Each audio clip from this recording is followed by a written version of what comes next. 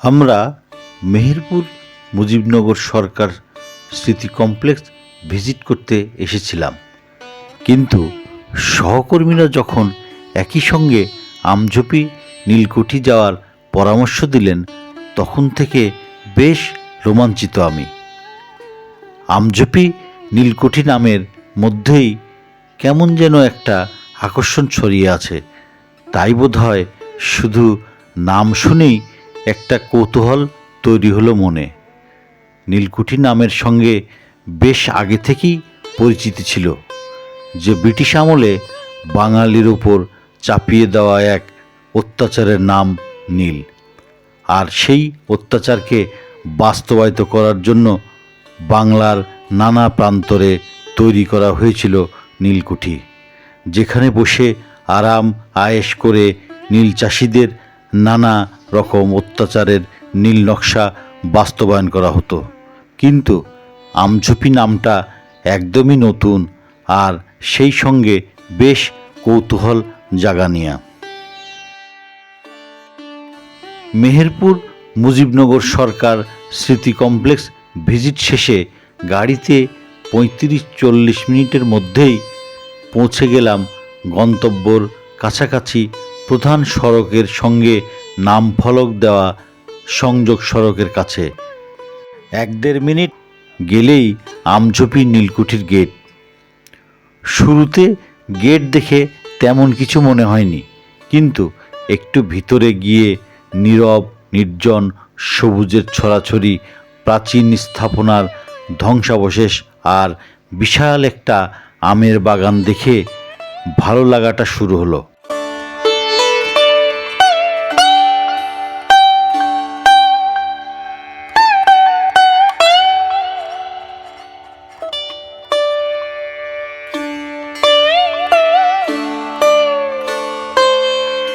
মেহেরপুর মানেই নীলকরদের ইতিহাস ও অত্যাচারের কাহিনী।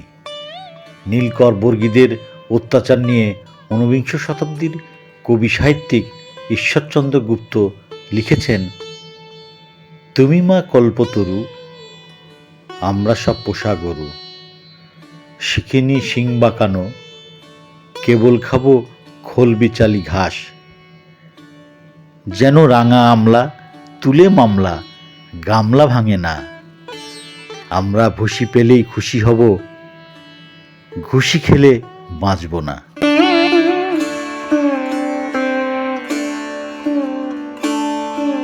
মেহেরপুর নিউজ 2021 19 অক্টোবরে প্রকাশিত আমঝোপি নীলকুঠির আসল ইতিহাস শিরোনামে রবিউল আলম লিখেন, আমঝোপি নীলকুঠির বিতর্ক ইতিহাসের নেপথ্যের কাহিনী সবার সামনে উপস্থাপন করতে চায়। তিনি উল্লেখ করেন 80-র দশকের ঘটনা। লেখক আবুল আহসান চৌধুরী স্থানীয় প্রশাসনের সহযোগিতায় আমঝোপিকে নিয়ে বিকৃত ইতিহাসের কাহিনী লিখেন।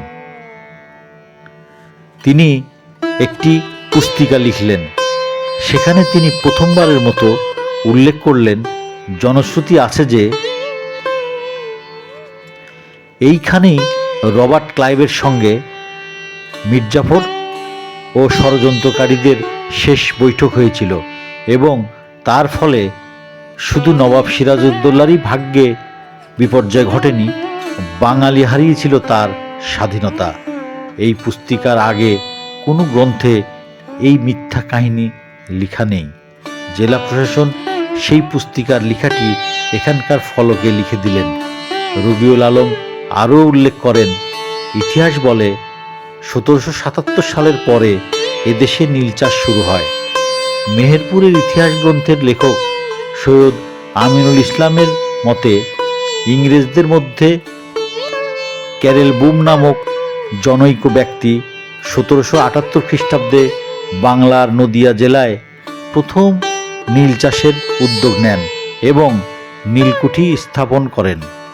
নীল চাষের জন্য ইংরেজরা 1815 থেকে 1820 সালের দিকে আমঝোপি ও ভাটপাড়া সহ বিভিন্ন স্থানে নীলকুঠি স্থাপন করে। ইতিহাস ও বিল্ডিংয়ের নির্মাণ কৌশল তাই বলে, অথচ বিকৃত ইতিহাস সৃষ্টিকারীরা প্রায় অর্ধ শতাব্দী আগে 1757 সালে গৃহীত জঙ্গলের মধ্যে মির্জাফর ও লর্ড ক্লাইভকে জাদুর কাঠি দিয়ে দুটি বিশাল নদী পার করিয়ে এনে শেষ ষড়যন্ত্র রচিয়েছে। যখন ওদের খানজান আলীরা এই দেশে ইসলাম প্রচার করতে আসে, ওনার এক সহযোগী হজরত গাউস বলে তখন চৌরাঙ্গা চিত্রাবতী কালোপুর গ্রাম বলে ওখানে বসতি স্থাপন করে। ওই ওনার বসত ভিটাটা প্রত্নতত্ত্ব খনন করার পরে সেই সময় কোন ধরনের জিনিসগুলো ব্যবহার করেছে, মাটির নিচ থেকে যেটা যে অবস্থা পেয়েছে সেটা। এই অঞ্চলের মানুষ ছিল নবাব আলীবর্দী খানের স্নেহধন্য।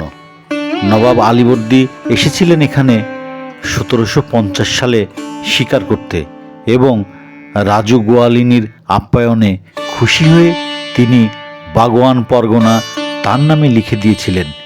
এ অঞ্চলের জমিদার গোয়ালা চৌধুরী ছিলেন সব সময় নবাব আলীবর্দী ও নবাব সিরাজের ভক্ত।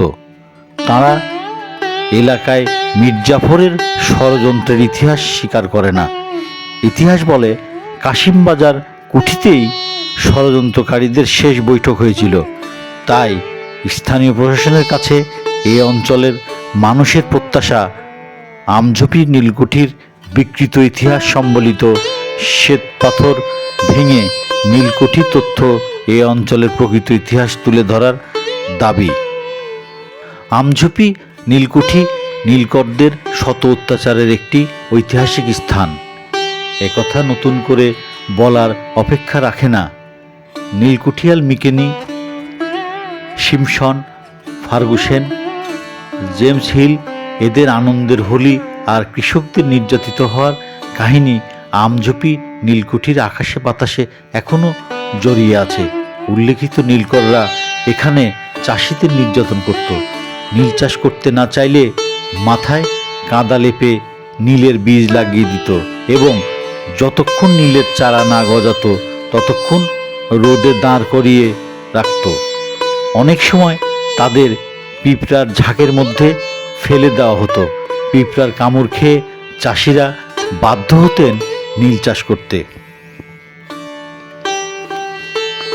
আমঝুপি নিয়ে বিতর্ক আছে বিধায় আমঝুপি এত সুন্দর। আবার চাঁদের কলঙ্ক আছে, অথচ চাঁদের দুটি প্রকৃতিকে নববধূর সাজে মোহিনী করে তোলে। আমঝুপি নিয়ে যে বিতর্ক, আমি বিশ্বাস করি একদিন তার অবসান ঘটবে এবং নতুন আদলে আমঝুপি তার সৌন্দর্য ছড়াবে।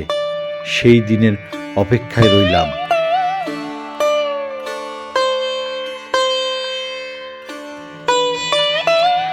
বেশ স্নিগ্ধ, মন ভালো করে দেওয়া শান্ত প্রকৃতি দিয়ে ঘেরা চারপাশ। বিস্তৃত সবুজ মাঠ, ক্ষয়ে ক্ষয়েও নিজেকে টিকিয়ে রাখা ব্রিটিশ স্থাপনা, নীলকুঠির দুটো ইটের ভবন, সামনে খোলা বারান্দা আর তার সঙ্গে প্রায় একই রকম বেশ কয়েকটা রুম। দেখে মনে হলো সেই সময়ের নীলকর আদায়ের অফিস রুম হবে হয়তো। ভবনটির সামনেই লেখা রয়েছে আমঝুপি নীলকুঠির ইতিহাস। ভবনের পিছন দিক দিয়ে বয়ে গেছে স্থানীয় কাজলা নদী। শ্রাবণে তার ভরা যৌবন, রং, রূপ, রস আর গন্ধে টইটম্বর, যে কাউকে বেঁধে ফেলতে পারে। গরম গঠন আর তার টলটলে রূপের প্রবাহ দিয়ে।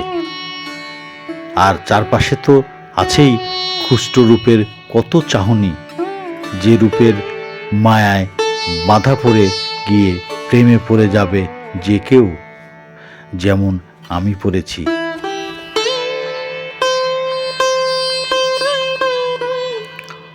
ভবনটির দুই পাশে রয়েছে সারি সারি নারিকেল গাছ আর গোলাপ বাগান।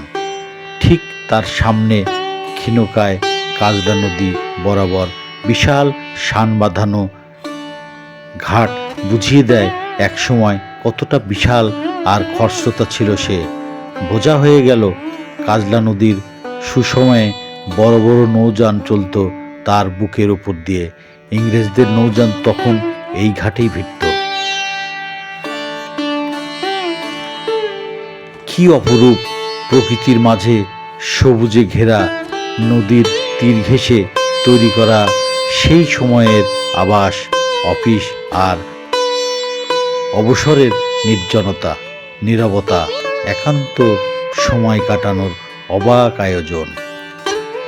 আমঝোপি নীলকুঠির মুগ্ধতায় বিমোহিত আমি। আর কবির ভাষায় বলতে লাগলাম, আবার আসিব ফিরে ধানসিঁড়িটির তীরে, এই বাংলায় হয়তো মানুষ নয়, হয়তোবা শঙ্কচিল শালিকের বেশে, হয়তো ভোরের কাক হয়ে এই কার্তিকের নবান্নের দেশে, কুয়াশার বুকে ভেসে একদিন আসিব কাঁঠাল ছায়ায়, হয়তো বা হাস হব কিশোরীর ঘুঙুর রহিবে লাল পায়, সারাদিন কেটে যাবে কলমির গন্ধ ভরা জলে ভেসে ভেসে। আবার আসিব আমি বাংলার নদী মাঠ ক্ষেত ভালোবেসে, জলঙ্গির ঢেউ ভেজা বাংলারই সবুজ করুণ ডাঙায়।